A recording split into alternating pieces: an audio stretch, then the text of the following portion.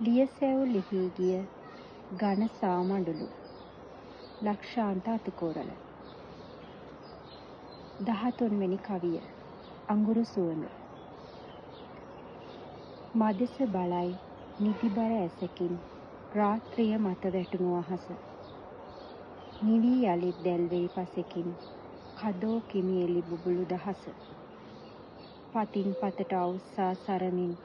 මතක වනීතුරු අදුළු පලස හිතට මගේ රඟන්නට පුළුවන් නිශාචර කෘමි සතෙකු විලස දිවා සමේ හුදකලාව අදටත් ගිරක් වගේ කොයි තරම් බරද රැයේ මිහිරාරන්න එන්න හැදුවත් බිඳී හැලෙයි එයත් මගේ වරද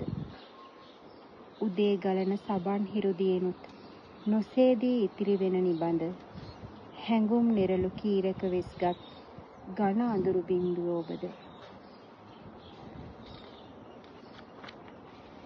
දැව් දෙයක් ගරා වැටී යලු වී අලුත් ගිහින් නිගිල්ලී තවද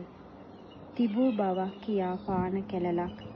තිතක් කුඩක් නෝනේ වුවද පවන් දුහුල් තිර පටක කෙඳි වී යමක් ශේෂ වෙනවා නොවේද දැවී තිබෙන සඳුන් වනය දිවියේ ඔබද මේ රතු අඟුරු සුවඳ